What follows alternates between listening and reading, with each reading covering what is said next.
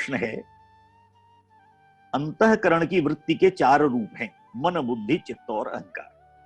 मन द्वैतवादी है, वितर्क और संशय होता है, चित्त में संस्कारों की परतें जमती जाती हैं, ऐसा आपने बताया।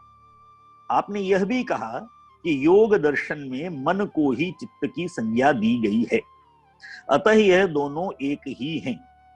इससे मेरे मन में भ्रम की स्थिति निर्मित हो रही है। कृपया स्पष्ट कीजिए कि चित्त और मन में क्या अंतर है। इसी से मिलता जुलता दूसरा प्रश्न हमारे सागर मध्य प्रदेश के विभाग समन्वयक श्री शिवानंद सिन्हा जी का है।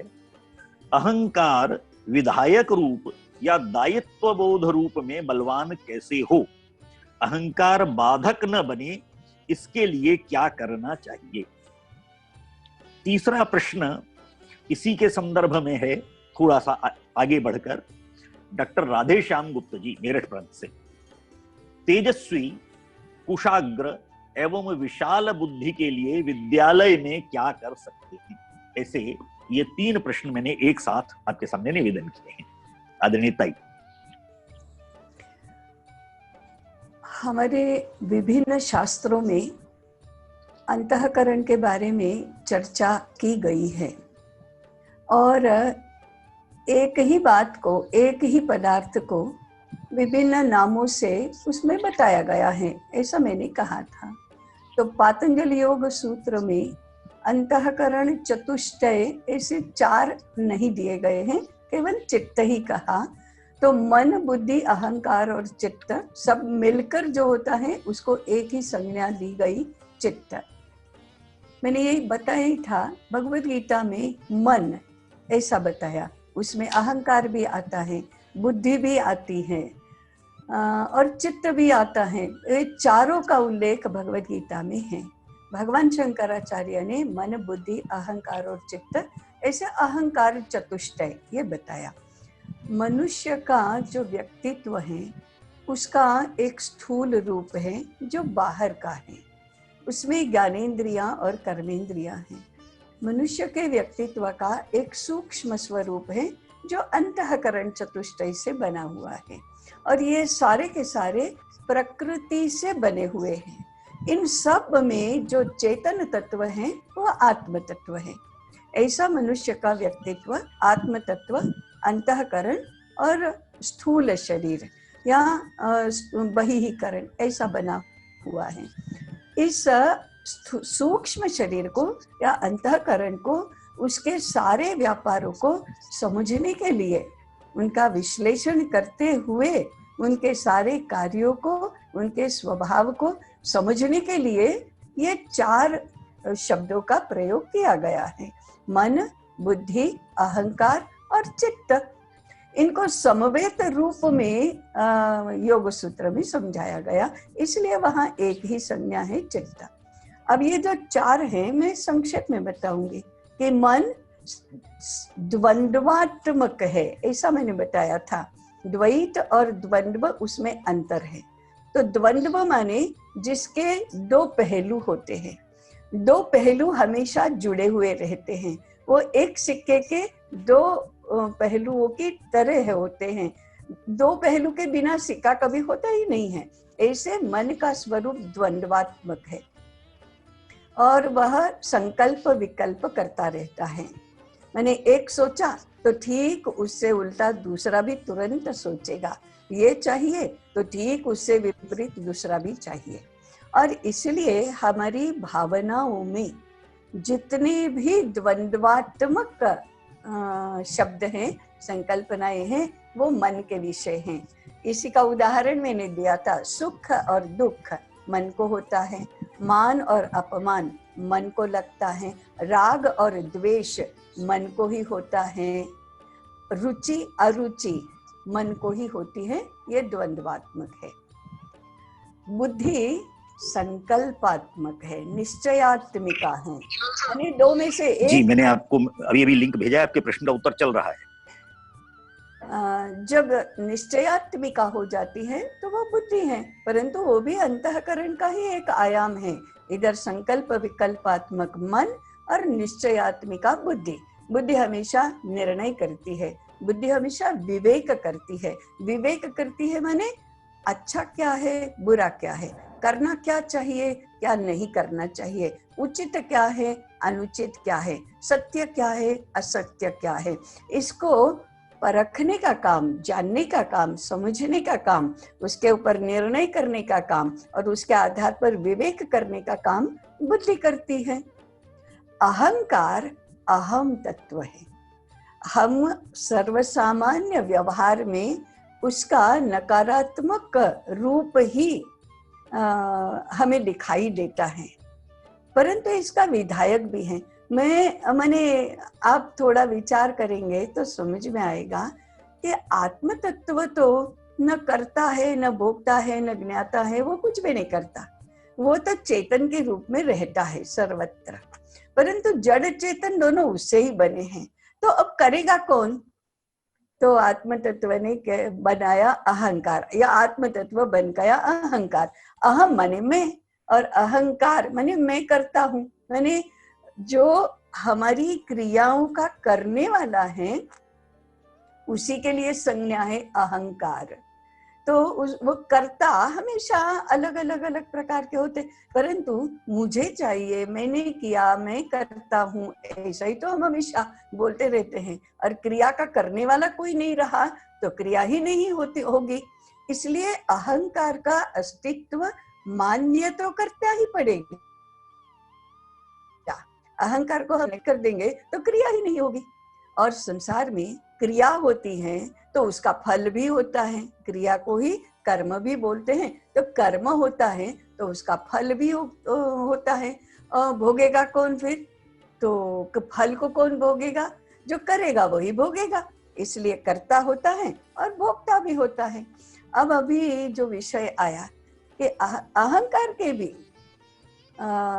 नकारात्मक रूप हमारे सामने आता है अभिमान के रूप में, गर्व के रूप में, मेरे जैसा कोई नहीं। ये सारी हमारी अहंकार प्रेरित उक्तियों का सार संक्षेप है। मेरे जैसा कोई नहीं, भगवद गीता में कहता है ना, आसुरी संपत्ति के वर्णन में, कौन योस्ति सदृशो मया, मेरे जैसा कौन है। परंतु क्रिया करने के लिए अहम ही नहीं रहा तो होगा कैसे? जब आत्म तत्व की अनुभूति के समय भी उद्गार तो यही होता है, अहम ब्रह्मास्मि। तो अहम के बिना किसको अनुभव होगा कि अहम ब्रह्मास्मि? तो उस समय मुझे ही मेरे स्वरूप का अनुभव होता है। तो अहंकार ब्रह्म में विलीन हो जाता है। अहंकार अहम ब्रह्ममय हो जाता है। ब्रह्ममय होने के लिए भी ब्रह्म को कभी अहंकार तो बनना ही पड़ता है ना। इसलिए विधायक क्या है? विनम्रता, कि अहम मैं हूँ, परंतु मैं उस ब्रह्म का स्वरूप हूँ और उसने मुझे कर्ता बनाया है। मैं कहाँ से बन गया? तो मैं ब्रह्म से जब अलग नहीं हूँ तो फिर अहंकार ब्रह्म में विगलित होता है, तब जाकर वो विधायक बनता है। सर्वसामान्य व्यवहार में विनम्रता का गुण, निमित्त मात्रम भव सव्यसाचिन भगवान कहते हैं। तो मैं निमित्त हूँ और मैं करता जरूर हूँ, संसार के संदर्भ में मैं करता जरूर हूँ, परंतु वही मुझसे करवाता है, वही मैं बनकर ये सारा करता है। इसका बोध होते जाना, ये अहंकार का विधायक रूप है। करने वाले तो तभी भी मेरे हाथ ही रहेंगे, करने वाला तो तभी भी मैं ही रहूंगा। कोई भी पूछेगा कि कौन भाषण कर रहा है, तभी मैं कहूंगी मैं भाषण कर रही हूँ। लेकिन मुझे अनुभव, मैं जानती हूँ अंदर से कि वही मेरे रूप में भाषण कर रहा है। मैं कौन होती हूँ बीच में? मैं निमित्त हूँ। तो ये निमित्त बनने का भाव है, वो अहंकार का विधायक रूप है। और भी व्यवहार में अब मुझे करने के लिए नियुक्त किया है परमात्मा ने, तो फिर मेरा दायित्व बनता है। ये जो दायित्व बोध का शब्द है, दायित्व बोध की संकल्पना है, वह अहंकार का विधायक रूप है। और दायित्व बोध क्या करता है? कर्तव्य की बात ही सोचने के लिए प्रेरित करता है। मैं आचार्य हूँ, मुझे क्यों सम्मान नहीं मिलना चाहिए, मैं क्यों वरिष्ठ नहीं हूँ सबसे। वो आप कौन होते हो? आप तो मेरे छात्र हो, आप तो पैसा कमाते हो, तो वो मेरे पास ज्ञान है, मेरे से तो आप कनिष्ठ हो। आप शासक हो तो क्या हो गया, मेरे पास ज्ञान है, मेरे से तो आप कनिष्ठ हो। ये भाषा और ये टोन अहंकार का नकारात्मक स्वरूप है। परंतु मैं आचार्य हूँ, मेरे आचरण से मेरे छात्र सीखेंगे, मैं जैसा आचरण करूंगी वैसे ही मेरे छात्र सीखेंगे। मैं आचार्य हूँ तो मुझे शास्त्रों का अर्थ जानना है और बाकी सब लोगों को बताना है और इनसे भी शुद्ध आचरण करवाना है। अगर ये शुद्ध आचरण नहीं करते तो मेरे में ही कुछ कमी है। ये विचार करना ये अहंकार का विधायक रूप है। विधायक रूप भी नहीं होगा तो फिर तो ये दुनिया चलेगी ही नहीं, चलेगी नहीं मैंने अच्छी तरह से नहीं चलेगी। इसलिए अहंकार को मारना नहीं, अहंकार को विधायक रूप में हमें अनुभव करना है, तो जिम्मेदारी लेना है। नकारात्मक अहंकार अधिकार की बात करता है, विधायक अहंकार कर्तव्य की बात करता है। मेरे रहते हुए, हाँ मैं ऐसे भी बोल सकती हूँ, ऐसा टोन ये करके, मेरे रहते हुए कोई अज्ञानी रह कैसे सकता है? मैं आचार्य हूँ, मैंने शास्त्रों का अध्ययन किया, तो फिर मेरे रहते हुए लोगों का अज्ञान कैसे रह सकता है? उसको दूर होना ही चाहिए। तो मैं जो करना पड़ेगा वो करूंगी, लेकिन लोगों का अज्ञान दूर होना ही चाहिए। ये अहंकार का विधायक रूप है। और चित्त पर, चित्त कुछ भी करता नहीं है, अहंकार से भी परे चित्त है। जैसे एक सफेद, शुद्ध सफेद महीन कपड़े पर धूल के कण भी छा जाते हैं, रंग के छींटे भी पड़ते हैं, कहीं दाग पड़ जाते हैं या कहीं और पदार्थ से दाग पड़ जाते हैं, तो वो सफेद कपड़ा फिर सफेद नहीं रहता। ये चित्त पर होने वाले संस्कार हैं। अब उस सफेद कपड़े पर रंग के छींटे पड़े तो कभी तो दाग बन जाएंगे, लेकिन कभी डिजाइन बन जाएगी, फूलों की, पत्तों की या और आकृतियों की डिजाइन बनेगी, तो हम कहेंगे बहुत सुंदर है। परंतु वो भी दाग हैं और वो भी दाग हैं। सुंदर और सुंदर, अच्छा बुरा ये तो मन कहता है, परंतु चित्त के ऊपर संस्कार तो हो गए। हम एक को सुसंस्कार बोलते हैं, दूसरे को कुसंस्कार बोलते हैं। असंस्कृत, सुसंस्कृत, ऐसे असंस्कार, कुसंस्कार और सुसंस्कार दोनों की परतें चित्त पर पड़ती हैं। और जितने भी हमारे अनुभव है, कर्मेंद्रियों से किए हुई क्रियाएं, ज्ञानेंद्रियों से प्राप्त किए हुए अनुभव, मन से अनुभूत भावनाएं, काम क्रोध लोभ मोह आदि, मन के सारे सद्गुण दुर्गुण, बुद्धि से जो भी संकल्प किए, विवेक किया, जो भी हम करते हैं, उन सब के संस्कार चित्त पर पड़ते हैं।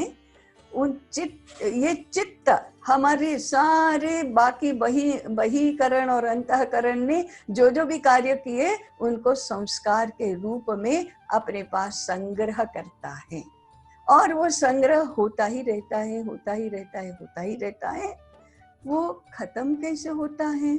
तो हम कर्मों के फल भोगते जाते हैं, वैसे वो संस्कार खत्म होते जाते हैं। लेकिन कर्मों के फल भोगते भोगते हम नए कर्म करते हैं और नए संस्कार बनते ही रहते हैं, बनते ही रहते हैं, और ये जन्म जन्मांतर में बनते रहते हैं। इन संस्कारों से मुक्त होकर चित्त जब पूर्ण शुद्ध बनता है, तब उसमें जो अंदर परमात्मा का वास है उसका साक्षात्कार होता है। और पूर्ण योग शास्त्र हमारा चित्त को संस्कार मुक्त करने की ही साधना बताता है। ये अंतःकरण चतुष्टय का स्वरूप, उसके कार्य, और ये मन और चित्त का अंतर है। मन तो संकल्प विकल्प करता है, भावनाओं का अनुभव करता है, इच्छाएं करता है, विचार करता है। चित्त संस्कारों का संग्रह करता है, वो अच्छे हो बुरे हो, वो कुछ और कुछ नहीं करता, वो केवल अपने ऊपर ये इम्प्रिंट होने देता है, होने देता है, होने देता है, होते ही हैं। ये अंतःकरण चतुष्टय के 4 कार्य हैं। इससे जुड़ा दूसरा प्रश्न था, बुद्धि को विशाल और कुशाग्र और तेजस्वी बनाने के लिए क्या करें। मुझे लगता है अध्ययन अध्यापन प्रक्रिया में ये सबसे प्रमुख बात है और बहुत सीधा साधा नियम है। चलने से पैर चलना सीखते हैं, काम करने से हाथ काम करना सीखते हैं। उसी प्रकार से बुद्धि काम करने लगती है तो वह तेजस्वी होने लगती है, कुशाग्र होने लगती है, विशाल होने लगती है। हम कक्षा में या कक्षा के बाहर या घर में आज की स्थिति में बच्चों को या छात्रों को स्वयं सीखने नहीं देते, स्वयं करने नहीं देते, स्वयं विचार करना नहीं सिखाते, स्वयं अनुभव करना नहीं सिखाते हैं। ये सबसे बड़ा हम छात्रों के प्रति या हमारी नई पीढ़ी के प्रति अपराध कर रहे हैं। नियत किया हुआ, नियत तरीके से, नियत समय में करना ही है, ऐसा जब हम करते हैं, मन बुद्धि हाथ से, ज्ञानेंद्रियों से, मन से, बुद्धि से करने वाले कामों के लिए उपकरणों की सहायता जब लेते हैं तो बुद्धि काम नहीं करती।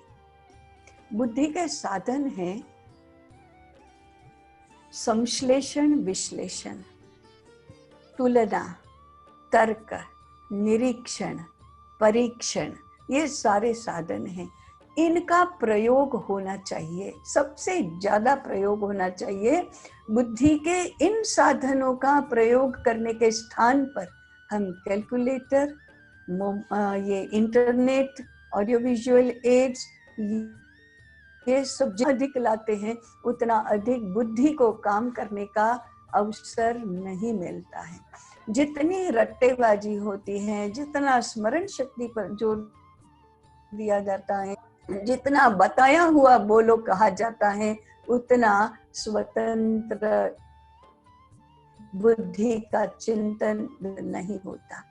बुद्धि का विकास करने के लिए मैं 3-4 सूत्र बताती हूँ। ये अध्ययन के सूत्र हैं। बाल अवस्था में, मैंने शिशु अवस्था में, तो गर्भावस्था और 5 वर्ष की आयु तक संस्कार होते हैं। चित्त उस समय सक्रिय है, इसलिए संस्कार आधारित शिक्षा ये घर में और शिशु वाटिका में अध्ययन का नियम है, अनिवार्य नियम है। इसको छोड़ा तो न बाकी के साधनों से शिक्षा होगी, न संस्कार होंगे। संस्कार ये केवल सद्गुण नहीं है, संस्कार ये मनोवैज्ञानिक परिभाषा है। वो चित्त पर होने वाला है, उसको संस्कार कहा जाता है। उसका एक बहुत बड़ा शास्त्र है जो शिशु वाटिका ने विकसित किया है। बाल अवस्था में कर्मेंद्रियां, ज्ञानेंद्रियां और मन का भावना पक्ष सक्रिय होता है। इसलिए क्रिया आधारित शिक्षा, अनुभव आधारित शिक्षा और प्रेरणा आधारित शिक्षा, ये उसके नियम है। बसता नहीं चाहिए, पुस्तक नहीं चाहिए, लिखना नहीं चाहिए। वो लिखना पढ़ना तो आना ही चाहिए, परंतु उसका अनुपात 30% रहा और 70% यदि क्रिया आधारित, अनुभव आधारित और प्रेरणा आधारित शिक्षा रही तो फिर बुद्धि के लिए मन ठीक होने लगता है। सेवा, सत्संग, स्वाध्याय, ये सब 10 से 12 वर्ष की आयु तक अधिक होना चाहिए। 13, 14, 15 वर्ष की किशोर आयु में बुद्धि का विचार पक्ष, निरीक्षण पक्ष, परीक्षण पक्ष और थोड़ा संश्लेषण विश्लेषण का, तर्क का पक्ष भी शुरू होता है, तब चर्चा करना, विचार करने के लिए प्रवृत्त करना, स्वतंत्र विचार विकसित करना, ये अगर नहीं किया तो फिर वो बुद्धि बनेंगे, फिर तेजस्वी बुद्धि नहीं होगी, कुशाग्र तो उससे भी नहीं होगी, विशाल भी नहीं होगी। अवसर दो, अवसर दो। हम किशोर आयु की शिक्षा, जो 8, 9, 10 कक्षाओं की शिक्षा है, उसको भी बाल अवस्था की शिक्षा की तरह करते हैं। मैं केवल विद्या भारती की बात नहीं कर रही हूँ, सर्वत्र यही होता है। किशोर आयु और बाल आयु में अंतर होता है अध्ययन अध्यापन पद्धति में। उसी प्रकार से अहंकार को विधायक बनाने की आयु 16 से 19 वर्ष है। दायित्व बोध सिखाओ, हमारे रहते हमारा देश ऐसा कैसे होगा, हमारे रहते हमारा समाज ऐसे, तो समाज का परिचय होना, राष्ट्र का परिचय होना, धर्म और संस्कृति का परिचय होना, देश की स्थिति का परिचय होना, और ये सब लाइव जिंदा होना। किससे जोड़ना? आज जो देश दुनिया की स्थिति है उससे जोड़ो। हम पुस्तकों से जोड़ते हैं, उनके विषयों से जोड़ते हैं, परीक्षा से जोड़ते हैं, नंबर से जोड़ते हैं। ये तो सारी बहुत कृत्रिम व्यवस्थाएं हैं, और मैकेनाइजेशन ऑफ एजुकेशन के ये सारे आयाम हैं। वही तो ब्रिटिशों ने किया, क्योंकि वो मैकेनिज्म के अलावा तो कुछ सोच ही नहीं सकते। हमको लाइव बनाना चाहिए। ये अहंकार को विधायक बनाने की आयु है। और फिर 16-19 वर्ष के बाद स्वतंत्र अध्ययन करने के लिए, उस समय बुद्धि विकसित हुई, अहंकार विधायक बन गया, मन इस प्रकार से एकाग्र शांत अगर हो गया, अब दुनिया में नहीं आएगा ऐसा क्या है? भगवान ने सबको ये शक्तियां दी हैं। हमारा आचार्य के नाते जो दायित्व है, उनको पढ़ने लायक बनाओ। हम पढ़ा देंगे पढ़ा देंगे पढ़ा देंगे मत करो, उनको पढ़ने लायक बनाओ। ये हमारी शिक्षा का स्वरूप है, और इसका केंद्र शिक्षा कक्षा कक्ष विद्यालय और घर ऐसा है। यह भी बहुत बड़ा शास्त्र है, यहाँ तो केवल 4 वाक्यों में ये बताना होता है। जी, भारतीय शिक्षा मनोविज्ञान कहें या भारतीय शिक्षा विज्ञान कहें या केवल भारतीय शिक्षा दर्शन, इन 3 में से प्रमुख क्या है? ऐसा 3 में से किसको क्या कहना? और उसी का दूसरा भाग है चित्त और अहंकार का मनोविज्ञान के साथ संबंध। तो इसका तो काफी कुछ उत्तर आ गया है जी, परंतु उस छोटे प्रश्न का आप उत्तर इसमें जो मैं तो एक ही कहूंगी, शिक्षा शास्त्र। उसमें उसके ये सारे आयाम हैं, और मनोविज्ञान को असल में तो आत्मविज्ञान बोलना चाहिए। हमारे यहाँ आत्मविज्ञान शब्द है, परंतु शिक्षा के संदर्भ में शिक्षा शास्त्र बोलो तो उसमें सारे पक्ष उसके आ जाते हैं। शिक्षा मनोविज्ञान हमारा शब्द भी नहीं है, हमारी संकल्पना भी नहीं है। शिक्षा दर्शन भी हमारा शब्द नहीं है। आपने पूछा है तो मुझे बताने में भी अच्छा लगेगा कि दर्शन शब्द का भारतीय शब्दकोश में जो अर्थ विस्तार है, वो ये शिक्षा दर्शन करके जो हम समझते हैं, हमारे शिक्षा शास्त्र में ये शिक्षा दर्शन आया कहाँ से? फिलोसॉफी ऑफ एजुकेशन से आया। परंतु हमारे यहाँ दर्शन शब्द का 2 स्तर पर उपप्रयोग किया गया है। एक दर्शन साक्षात्कार के रूप में है। मैंने कैसा?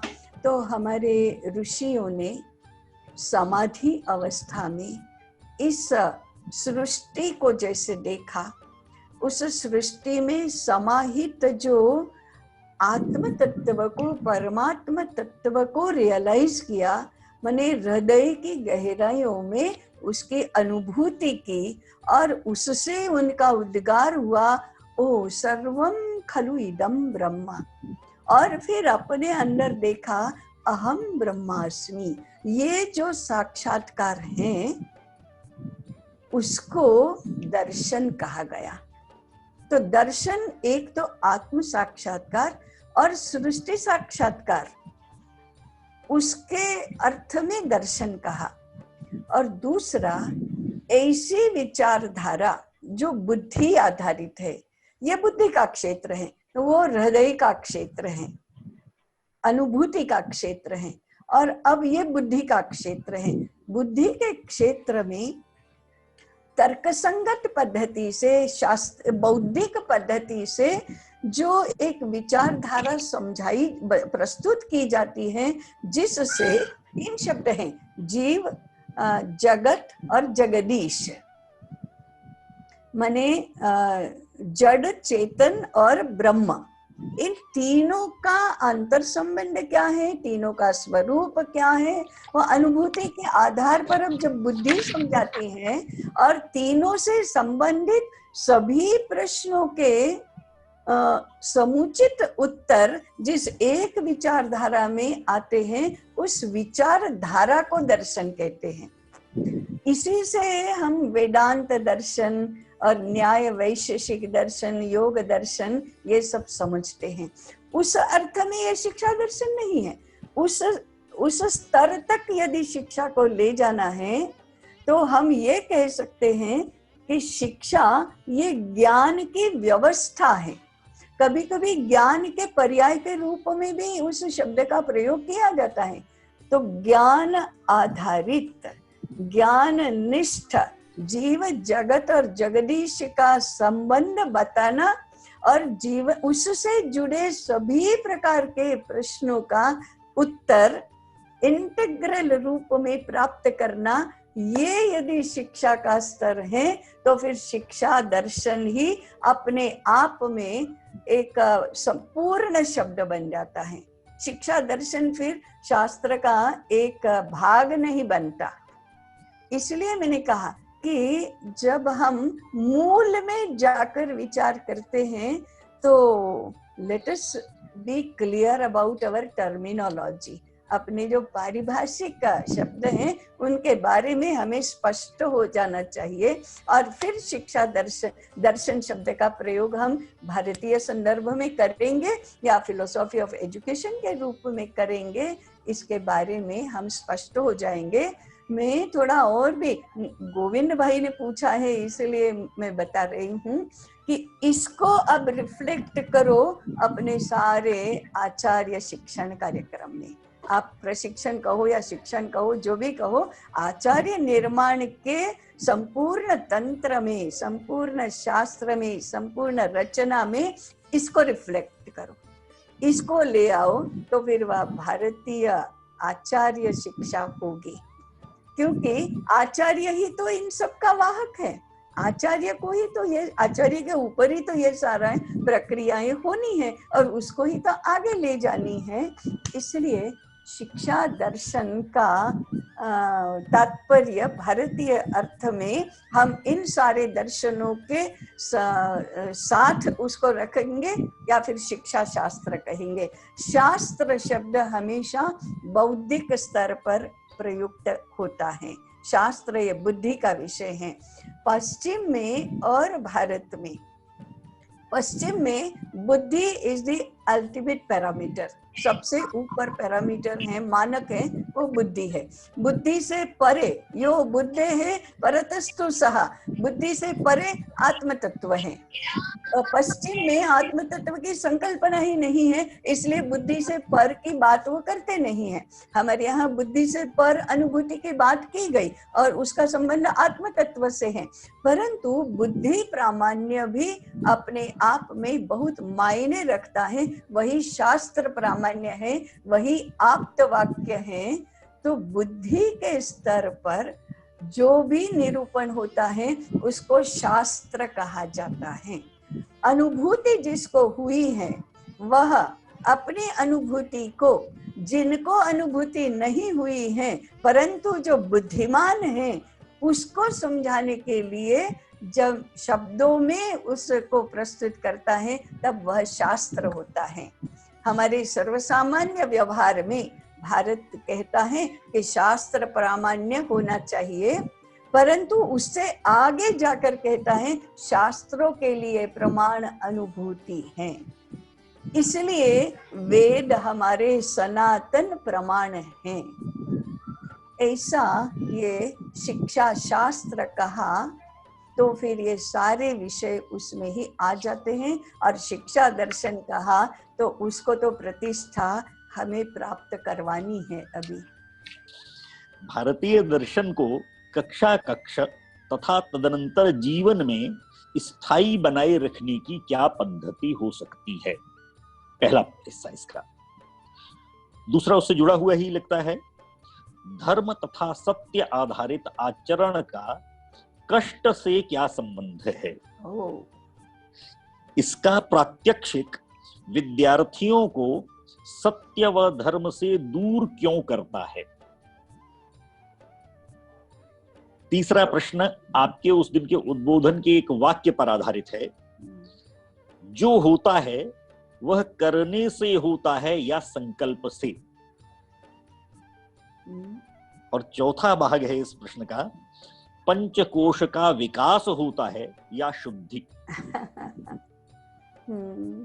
अब इन सबके उत्तर संक्षेप में देना यही अपने आप में कठिन परीक्षा है। मैं प्रयास करूंगी। सबसे पहला था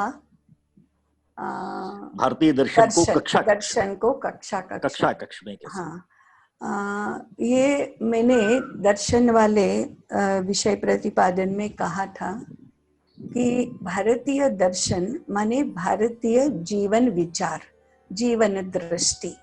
मैंने अभी कहा ना कि जीव जगत और जगदीश के स्वरूप को और आंतर संबंध को जो प्रस्तुत करता है वह हमारा जीवन दर्शन है। और जीवन दर्शन के आधार पर हमारी जीवन शैली विकसित होती है, जीवन व्यवस्था विकसित होती है, ये जीवन दृष्टि है। तो ये सारे हमारे मूल तत्व हैं। ये मूल तत्व एक पीढ़ी से दूसरी पीढ़ी को हस्तांतरित करने के लिए शिक्षा की व्यवस्था होती है, वही शिक्षा है। हम सारी बातें सीखते सीखते ही बड़े होते जाते हैं और फिर हम करते करते दूसरी पीढ़ी को देते जाते हैं। तो ये जो पीढ़ी दर पीढ़ी हस्तांतरित होता है वो जीवन दृष्टि देना। मराठी में बहुत अच्छी 4 पंक्तियां हैं कविता की। देने वाला देता जाए, घेणाऱ्याने घेत जावे, लेने वाला लेता जाए, घेणाऱ्याने घेता घेता, लेने वाले ने लेते लेते एक दिन देने वाले के हाथ ही ले लेना चाहिए, ताकि स्वयं भी अब लेने के स्थान पर देने लगे। तो ये जो पीढ़ी दर पीढ़ी हस्तांतरण की प्रक्रिया है, उसका मूल विषय है जीवन दृष्टि, जीवन विचार, ये देना। इसके लिए घर और विद्यालय ये 2 केंद्र होते हैं। हम अभी विद्यालय की बात करेंगे। तो सबसे पहली बात है कंटेंट, जो हम सिखा रहे हैं वो कहानी है, गीत है, वार्तालाप है, नाटक है, निबंध है, चरित्र है, उसमें जो विचार व्यक्त हो रहे हैं, दृष्टि परिलक्षित हो रही है, वो भारतीय होनी चाहिए। अब इसका माने एकदम छोटी कक्षा से एकदम बड़ी कक्षा तक जो संकल्पनाएं, बड़ी कक्षाओं में संकल्पनाएं, जानकारी, दृष्टि, विचार, वर्णन, व्यवस्थाएं, वातावरण, पद्धति और इसी का मिलकर जो कंटेंट होता है, वो सारा भारतीय जीवन दृष्टि से ओतप्रोत बनना चाहिए। इसीलिए कंटेंट पर सबसे अधिक जोर है। अब इसके आधार पर हमें प्रशिक्षण विभाग में हमारे कंटेंट का विश्लेषण करना चाहिए और उसे बदलना चाहिए। तो मैं अभी उदाहरण देने लगूंगी तो बहुत समय जाएगा, परंतु आप सुज्ञ हैं और समझ सकते हैं कि एक तो कंटेंट बदलो।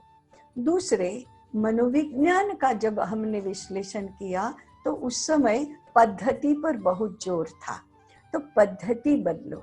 उसके लिए हम उस दिन शायद उल्लेख नहीं किया था, अध्ययन और अध्यापन। आचार्य विनोबा भावे कहते हैं कि पढ़ना और पढ़ाना ये दो स्वतंत्र शब्द नहीं है, स्वतंत्र क्रियापद नहीं है। एक ही क्रियापद के दो रूप हैं, और वह क्रियापद और उसके द्वारा जो व्यक्त होने वाली क्रिया है वो है पढ़ना। पढ़ाना तो उसका प्रेरक रूप है। तो पढ़ने देना, छात्र स्वयं पढ़े, इस प्रकार की अनुकूल परिस्थिति निर्माण करना, ये आचार्य का आचार्यत्व है। हमारे प्रशिक्षण कार्यक्रम का ये प्रमुख अंग होना चाहिए। छात्र पढ़ेंगे कैसे?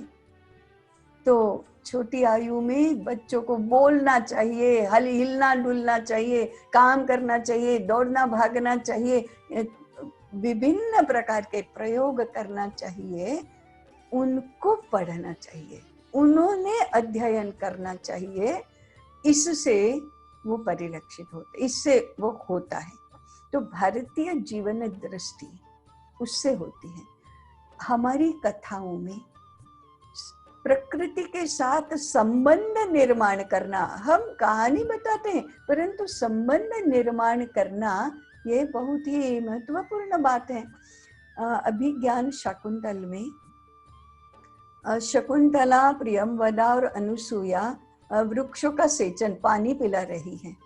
तो शकुंतला के माथे पर प्रस्वेद के बिंदु हैं। दुष्यंत वृक्ष की ओट में रहकर वो देखता है और प्रकट होने की एकदम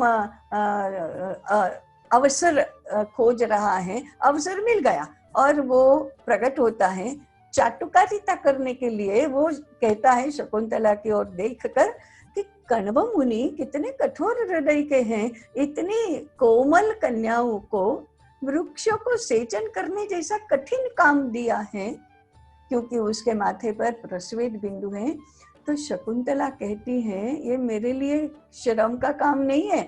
अस्ति में सहोदर स्नेह एतेषु, इन लोगों पर तो, इन पेड़ पौधों पर मेरा सहोदर जैसा स्नेह है। तो अब ये उदाहरण हम आए दिन देते ही हैं। हमारे लिए धरती माता है, गंगा माता है, तुलसी माता है, चिड़िया बहन है, कौवा भाई है, बंदर मामा है, ये सब हम उदाहरण देते हैं। परंतु हमारे जानकारी देने वाले पाठ जो होते हैं उसमें ठीक इससे विपरीत होता है। ये सारा वातावरण, सारी क्रियाकलाप और सारी जो भविष्य के जीवन की कल्पनाएं, उसको लेकर चलने वाला प्लानिंग और इसके लिए चयन की जाने वाला करियर और उससे कमाए जाने वाले पैसे और उसका विनियोग नहीं।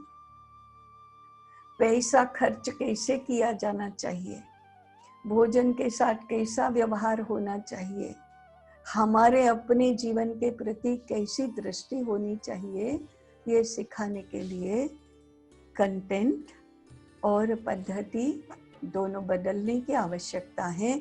भारतीय शिक्षा मनोविज्ञान इसके लिए है, भारतीय शिक्षा दर्शन इसके लिए है। पद्धति के लिए मनोविज्ञान, कंटेंट के लिए दर्शन। ये बहुत ही जिसको कहेंगे ना बहुत ही ऊपरी बातें हुई, परंतु धीरे धीरे करके पेनिट्रेट करना चाहिए। हमारा मैं बताओ, हमारा दोनों का बहुत घालमेल हो गया है। घालमेल कैसा? एक तरफ तो मैकेनाइज्ड व्यू ऑफ एजुकेशन है, माने मशीनी, यंत्रवत, और दूसरी तरफ भारत तो जिंदा है, जिंदा पद्धति, जिंदा शिक्षा पद्धति इसका, क्योंकि मनुष्य जिंदा है और उसका व्यक्तित्व विकास ये भी जिंदा है। मैकेनाइज्ड क्या है? समान आयु के सभी छात्रों के लिए समान अवधि में समान पाठ्यक्रम, समान प्रश्न पत्र, समान परीक्षा पद्धति, ये जो यूनिफॉर्मिटी है वो मैकेनाइज्ड है। सभी विषयों के लिए समान अवधि के कालांश मैकेनाइज्ड है। इतने कालांश में इतना पाठ्यक्रम सबके लिए हो जाना चाहिए, मैकेनाइज्ड वे है।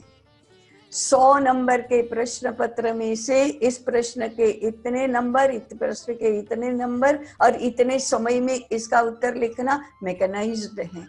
तो ये मैकेनाइज्ड सांचे में, मशीनी सांचे में जिंदा तत्व और जिंदा व्यक्ति को फिट करने का प्रयास करना, इससे तो हम गुजराती में हमारे कहते हैं बावाना बेई बगड़िया, माने दोनों बातें गुम होती है, ना मैकेनाइज्ड होते हैं पूरे, ना जिंदा रह पाते हैं। और ऐसा मिक्सचर जो भी भारतीय शिक्षा के लिए प्रयास कर रहे हैं ना, उनके लिए ये कठिनाई है। जो भारतीय शिक्षा जिनको नहीं करना है उनके लिए कोई कठिनाई नहीं है, हमारे जैसे लोगों के लिए ये बहुत बड़ी कठिनाई है कि हम न मैकेनाइज्ड स्ट्रक्चर छोड़ पाते हैं, न जिंदा को प्रतिष्ठित कर पाते हैं, और मैकेनाइज्ड स्ट्रक्चर में जिंदा तत्व को फिट करने का प्रयास कर रहे हैं। और इसके लिए बहुत परिश्रम करते हैं, जीवन दे देते हैं। तो जीवन से ज्यादा क्या देना है, इसके लिए जीवन दे दिया। काहे के लिए? मशीन में जिंदा व्यक्ति को फिट कर दो, इसके लिए किया।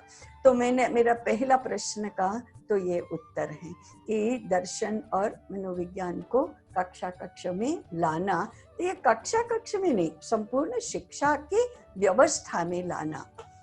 दूसरा था सत्य और धर्म को कष्ट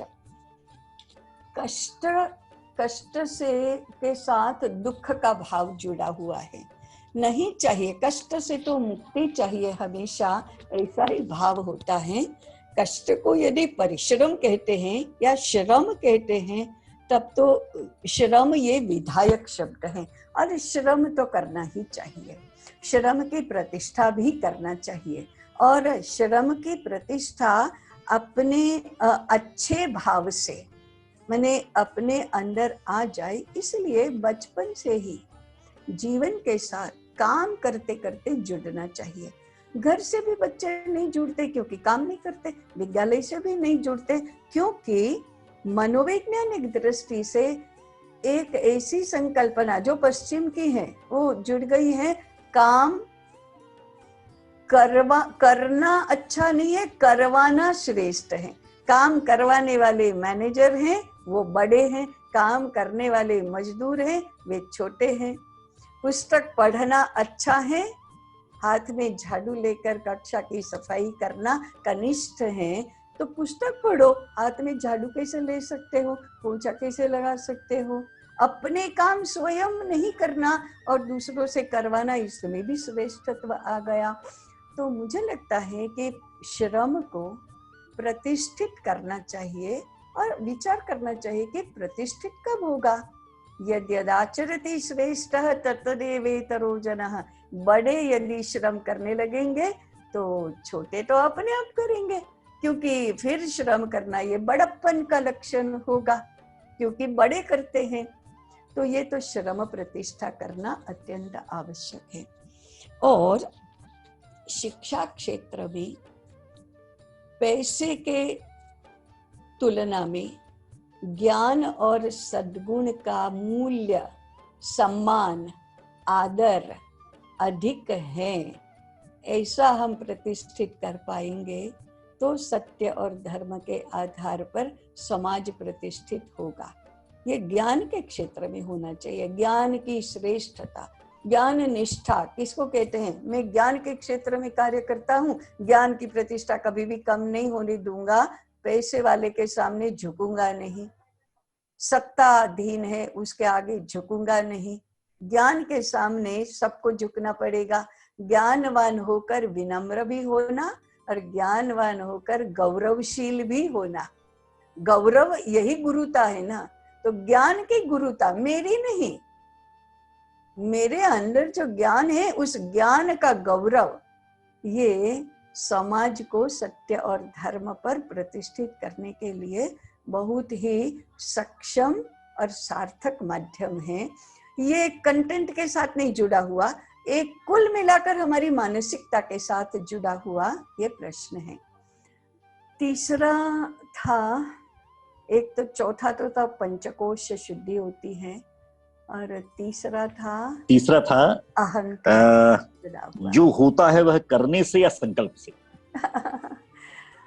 पहले संकल्प चाहिए, संकल्प के बाद होना शुरू हुआ, मैंने करना भी बाद में शुरू हुआ। मैं बताती हूँ कैसे। इस सृष्टि की रचना नहीं हुई थी जब तक हम और आप नहीं थे, सृष्टि में कुछ भी नहीं था, तब भी वह था। वह माने बाद में हमने उसको आत्मा कहा, परमात्मा कहा, ब्रह्म कहा, भगवान कहा, ईश्वर कहा, जो भी कहा, वो था, वो तो तत्व था अकेला, न रूप न रंग न आकार, कुछ भी नहीं, ऐसा वैसा अवर्णनीय अकल्प्य अचिंत्य ऐसा था। उसको अकेला अच्छा नहीं लगता था, इसलिए सह अकामयत, उसने इच्छा की, ये है काम, और काम संकल्प से सृष्टि की रचना हुई। इसलिए करने का काम संकल्प ऐसा शब्द है, करने का संकल्प पहले होता है, बाद में काम करने से होता है, इसलिए पहले संकल्प। फिर वो संकल्प यदि दुबला होते होते होते इच्छा हो जाती है, इच्छा के दुबले होते होते विशुअल थिंकिंग हो जाता है, परंतु मूल में तो वो काम संकल्प है। उस संकल्प से वो फिर क्रिया होती है, और क्रिया होते होते कार्य होने लगता है। होना ये तो अस्तित्व है, करना ये क्रिया है, और क्रिया भी होती है, माने वो क्रिया रूप है। तो संकल्प क्रिया और उससे बात बनती जाती है, ऐसा संकल्प और क्रिया का संबंध है। पंचकोश इस शब्द के साथ मेरा तो थोड़ा झगड़ा है ही। पंचकोश का मूल है तैत्तिरीय उपनिषद। तैत्तिरीय उपनिषद में ये कोश शब्द नहीं है, वहां आत्मा शब्द है, जिसको हम अन्नमय कोश कहते हैं। उपनिषद कहती है अन्नमयोयम आत्मा, अन्न रसमयोयम आत्मा, प्राणमयोयम आत्मा, मनोमयोयम आत्मा, मनोमय आत्मा, विज्ञानमय आत्मा, आनंदमय आत्मा। भगवान शंकराचार्य ने तैत्तिरीय उपनिषद का भाष्य करते समय इसके लिए कोश शब्द का प्रयोग किया।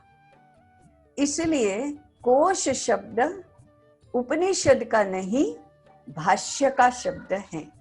और भगवान शंकराचार्य की वेदांत के विश्व में इतनी प्रतिष्ठा है कि उनका शब्द प्रमाण माना जाता है, और इसलिए पंचकोश हमारी शब्दावली में भी आ गया। अब इसमें कोई बुराई नहीं है, माने भगवान शंकराचार्य भी कहते हैं प्राणमयोयम आत्मा, वही प्राण कोश, प्राणमय कोश है, अन्नमयोयम आत्मा, यही अन्नमय कोश है। तो आत्मा और कोश में ऐसे अंतर नहीं है, परंतु फिर दो शब्द क्यों है? इस जीवन व्यवहार के लिए और अपनी मुक्ति के लिए, अपने विकास के लिए दो रास्ते हमारे यहाँ हैं, दो मार्ग हैं, प्रवृत्ति मार्ग और निवृत्ति मार्ग। प्रवृत्ति मार्ग भगवद गीता द्वारा प्रणीत, सारे उपनिषदों द्वारा प्रणीत ऐसा मार्ग है, कर्मयोग का मार्ग है। और निवृत्ति मार्ग संन्यास का मार्ग है। ये नहीं, छोड़ दो छोड़ दो छोड़ दो छोड़ दो, ऐसा करते करते वो मुक्ति तक पहुंचना, निर्वाण तक पहुंचना। तो मैं शरीर नहीं हूँ, मैं प्राण नहीं हूँ, मैं बुद्धि नहीं हूँ, मैं तो चिदानंद रूप शिवोहम शिवोहम, ये निवृत्ति मार्ग है। आज भी सन्यासियों के लिए निवृत्ति मार्ग है, हमारे और आप सबके लिए प्रवृत्ति मार्ग है। प्रवृत्ति मार्ग का शब्द है अन्नमयोयम आत्मा, प्राणमयोयम आत्मा। मैं शरीर भी हूँ, मैं मन भी हूँ, मैं प्राण भी हूँ, मैं बुद्धि भी हूँ, मैं अहंकार भी हूँ, मैं चित्त भी हूँ, मैं आत्म तत्व हूँ। क्योंकि आत्म तत्व ने ही तो ये सारे रूप धारण किए हैं, वही तो सृष्टि बना, वही तो विश्व रूप है, तो वही शरीर बना है, वही प्राण बना है, वही मन भी बना है। ये सारे उपनिषद यही बताते हैं, श्रीमद् भगवद गीता यही बताती है। परंतु सन्यास का निवृत्त मार्ग है यही बताती है। परंतु हमारे भगवान आदि शंकराचार्य से लेकर जितने भी सन्यासी परंपरा में हुए, वे सभी प्रवृत्तिशील तो रहे ही हैं। अब भगवान शंकराचार्य ने 4 मठों की स्थापना की और शंकराचार्य परंपरा आज तक चलती आई है। आज भी जितने सन्यासी हम देखते हैं वो सारे प्रवृत्तिमय हैं। परंतु भगवान ने भगवद गीता में भी वर्णन किया, सन्यासी कौन? निरग्नि अनिकेत, माने जिसको रहने को घर नहीं है, आश्रय नहीं है वो, और जो अपना भोजन स्वयं नहीं पकाता है वो सन्यासी है। अब ऐसे सन्यासी विरले ही होते हैं और कुछ लोगों को ही ऐसा सन्यास मार्ग पर जाने की अनुमति है, सबको नहीं है। और किसको अनुमति है? यदह रेव विरजेत तदह रेव प्रव्रजेत। विरक्ति का अनुभव हुआ तो फिर सन्यासी बनो, नहीं तो कर्म योग का आचरण करते करते प्रवृत्ति मार्ग पर जाते जाते आत्मनो मोक्षार्थम जगत हिताय, जगत का हित करते करते स्वयं के लिए मोक्ष सुलभ करो, ये प्रवृत्ति मार्ग है। इसलिए पंचकोश के स्थान पर यदि पंचात्मा ये शब्द प्रयोग होता है तो हमारे लिए भी समझने के लिए थोड़ी सुविधा रहेगी। एक बार हमारी भी ऐसी चर्चा हुई थी, हमारे सारे हमको ये पूछा प्रश्न कि कोश कोश करते हैं, कोश तो आवरण है, आवरण को दूर किया तो फिर आत्म तत्व प्रकट होता है, तो फिर ये आवरण दूर करना यही विकास है क्या? हम पंचकोश विकास कहते हैं, तो मैं शरीर नहीं हूं तो विकास किस बात का है? मैं बुद्धि नहीं हूं तो विकास किस बात का है? क्या विकास को दूर करना, मैं नेगेट करना यही विकास है क्या? नहीं, नेगेट नहीं करता है। भारतीय प्रवृत्ति मार्ग का चिंतन किसी भी बात को नेगेट नहीं करता है। असुर भी वही है, सुर भी वही है, अज्ञानी भी वही है, ज्ञानी भी वही है, दुष्ट भी वही है, सज्जन भी वही है, ऐसा सब कुछ वही है, ऐसा सबका स्वीकार करता है। तो हमारे विधायक चिंतन में सबका स्वीकार करते करते परंतु दुष्ट निर्दालन सज्जन रक्षण का मार्ग अपनाते अपनाते अपने में से ही अशुद्धि को दूर करते करते उसको अच्छा बनाते बनाते, मैंने विधायक विचार किया तो मैं शरीर नहीं हूँ और मैं शरीर भी हूँ, ये दोनों बातें सही है। अगर मैं शरीर हूँ वो अहंकार की तरह, मैं शरीर हूँ और शरीर में बंधी रही तो शरीर के श्रृंगार के लिए ही मेरी सारी प्रवृत्ति होगी। परंतु मैं शरीर भी हूँ तो शरीर के रूप में व्यक्त होकर आत्म तत्व को क्या करना है? स्वस्थ रहना है, कुशल बनना है, श्रम करना है, काम करना है, दूसरों की सेवा करना है, परिचर्या करना है और काम करना है। ये विधायक विचार हुआ। तो फिर अन्नमय कोश का विकास इस विधायक दृष्टि से, परमात्मा ने ही शरीर का रूप धारण किया है तो फिर उसको जैसा शरीर चाहिए वैसा शरीर बनाओ। परमात्मा ही मेरा मन बना है तो फिर मन उसको जैसा चाहिए वैसा बनाओ। इस प्रकार से मैंने फिर जो प्रारंभ में कहा था वो be clear about our terminology, हम जो परिभाषा प्रयुक्त करते हैं उसके बारे में स्पष्ट होना ये हमारा आदि कर्तव्य है। कोश कहो कोई बुराई नहीं, आत्मा कहो कोई आपत्ति नहीं। जब आत्मा कहते हैं तब क्या होता है, कोश कहते हैं तब क्या होता है, इसके बारे में स्पष्ट होना। उपनिषद सारी की सारी सभी उपनिषद आत्मा शब्द का प्रयोग करती है। सन्यासी संप्रदाय जो मेरी अल्प समझ से याज्ञवल्क्य से शुरू हुई सन्यासी परंपरा। याज्ञवल्क्य को आदि सन्यासी कहते हैं। अब उसके पहले वेदों में कहीं पर भी सन्यास नहीं दिखाई देता, उपनिषद तक कहीं पर भी सन्यास नहीं है। बाद में सन्यास की परंपरा आई, उसके बाद कोश शब्द का निर्माण हुआ। मेरी समझ में कोश और आत्म तत्व में ये अंतर है और हमें ये समझकर हमारा शास्त्र आगे परिष्कृत करके बढ़ाना है।